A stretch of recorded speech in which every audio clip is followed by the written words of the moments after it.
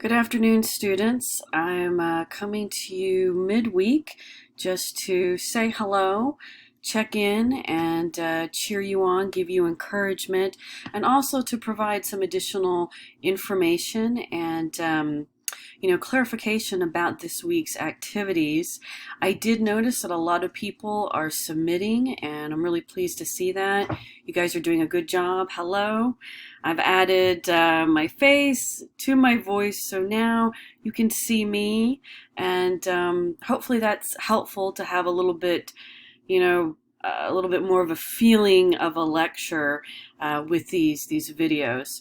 So let's start with a recap at the top of our module, right? Instructions for the week of the 13th through the 17th.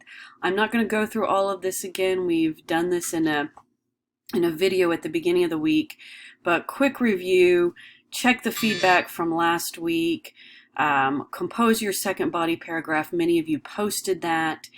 Start working on grammar exercises or a grammar exercise. Comma splices, really good grammar review, doesn't take long. Go to the discussion board, check my feedback tomorrow on your second middle body paragraph. Compose your third body paragraph. Post that, right? Check my feedback. And you've got a reflective paragraph. All right, so this week actually goes all the way through next Tuesday when you submit the final copy before midnight. Tuesday, April 21st, by 11:59 p.m., final copy of Essay2, your bounce back story, is due. So if it looks like there's a little bit more on this week, it's not actually a lot more, but the week I've just kind of extended out to Tuesday. So that's the reason why it looks a little different. Now let's go into, I want to see if I can scroll here to the next screen and show you a couple of things that I want to point out. All right, here we go. So second body paragraph, which is the middle of your bounce back story, right? The middle of your story basically explains what happened. What's the disappointment? What's the failure? You always want to be descriptive, use examples to help the reader understand A, what happened, and B, how did you feel? So that's the kind of description we're looking for, right? And again, all of the details from that graphic organizer, which you started several weeks ago, you want to just start pulling the details, the brainstorming from the graphic organizer, from that middle column, and turning those details into sentences for your second body paragraph. What kinds of details? Events, transitions, what kinds of setbacks or hurdles, obstacles, challenges, what was the disappointment or the failure. This is what you're describing in that second paragraph. These are your supporting sentences. And you always want to add maybe a sentence or two explaining how all of this felt, right? Like, how did it feel when you encountered that setback? How did it feel when you kind of hit that brick wall or that challenge? It's just making your story more vivid for your reader. And what I really am excited about is all the people who have posted and are faithfully posting their body paragraphs.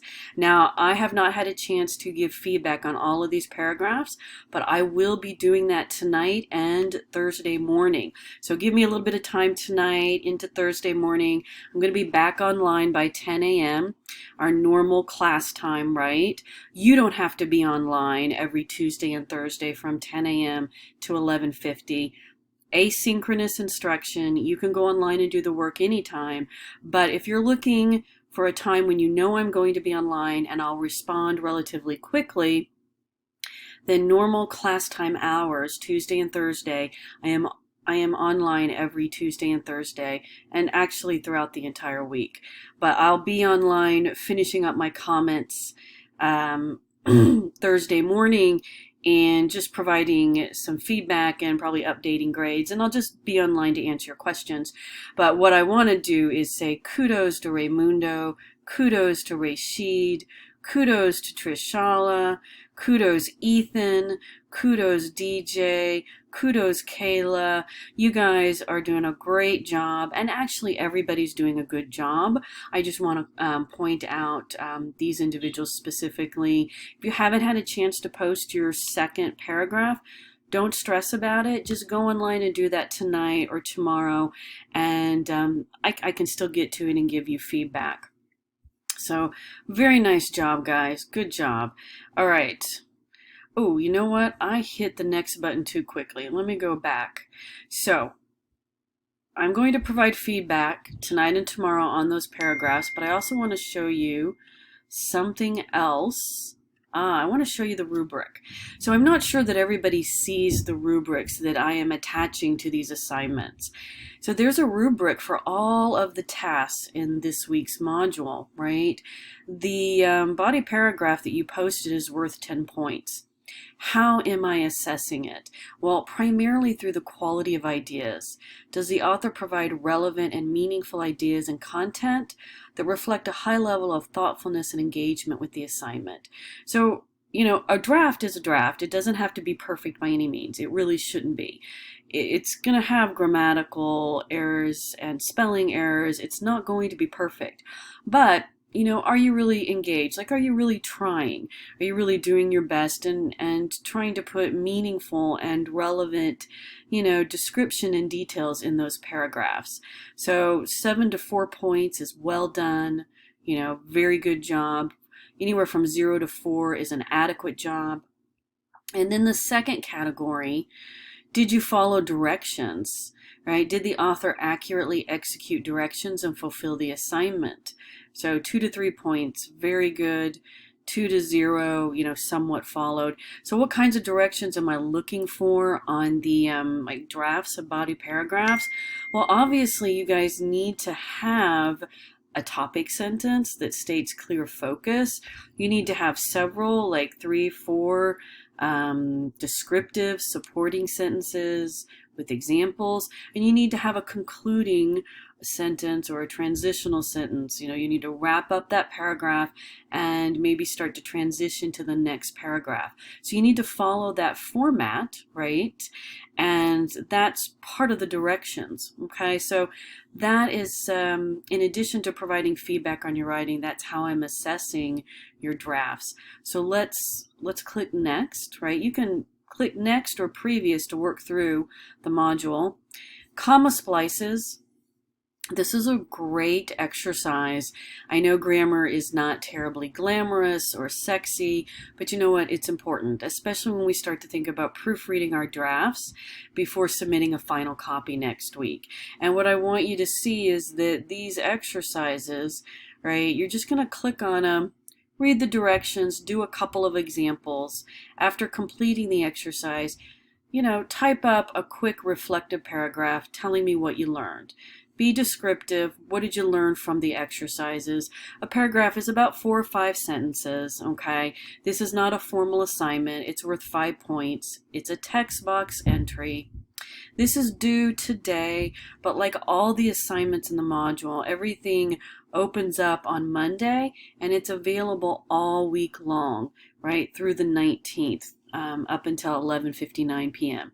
So ideally you are pacing yourself and you're doing, you know, you're posting a paragraph on Tuesday, completing your grammar today, Wednesday. You'll post another paragraph tomorrow, Thursday, maybe Friday. And so you're pacing yourself so you're not doing all of these little assignments at the end of the week, which you can do, but I think hopefully you pace yourself.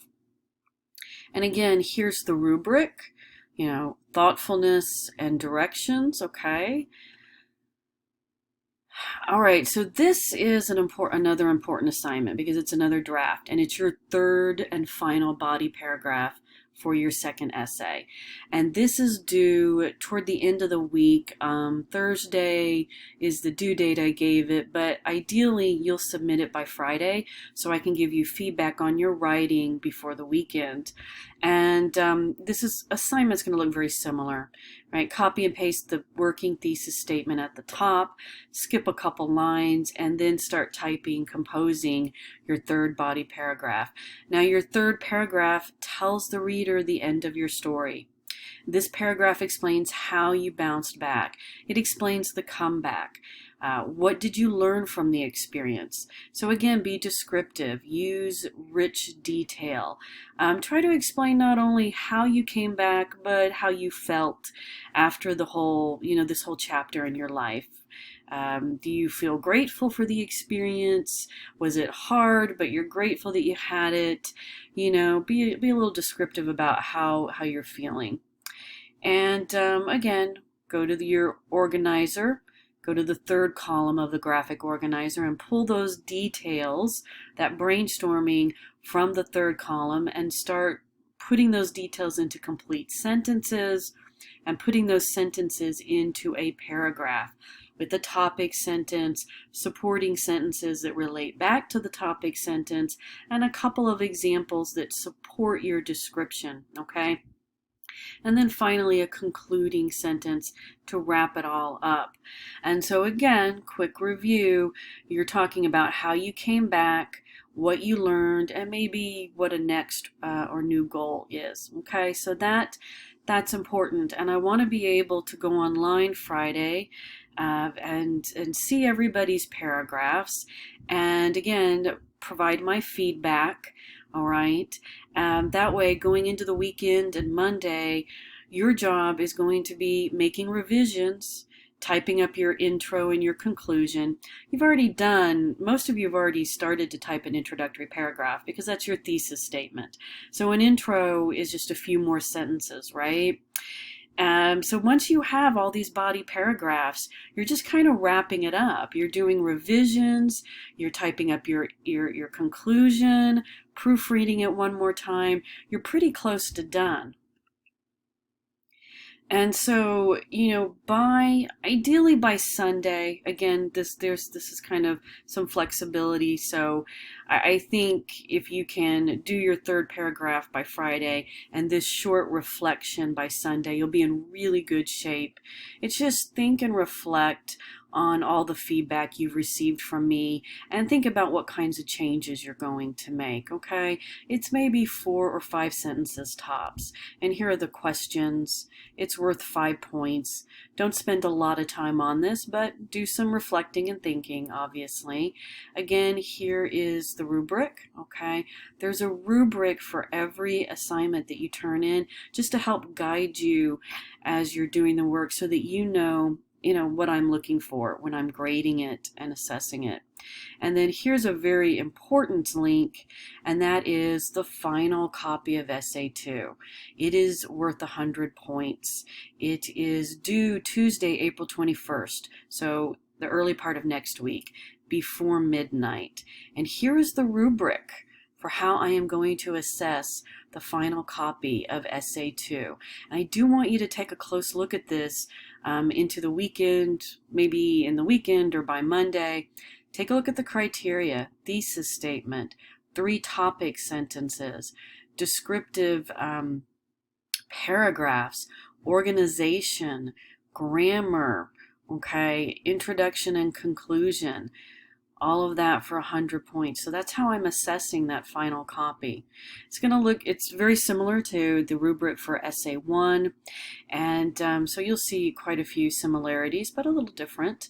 And then notice in this assignment link, I've attached the assignment description, the organizer, which we used at the beginning of the unit, and then the outline. So all of these supplemental materials are embedded in the assignment link in case you want to reference them, you have any questions. So good job, guys. Keep up the good work. I'm online tomorrow for your questions. So don't hesitate to reach out. Don't be shy. I'm here. And again, I hope these videos with my face feels a little more personal and helps you, feel like you've got class and that I am really in fact here for you. Okay, so again, don't be shy. Reach out to me tomorrow, any day. Shoot me an email, send me a Canvas chat. I'm here to help you. Okay, have a great day and enjoy the rest of your week.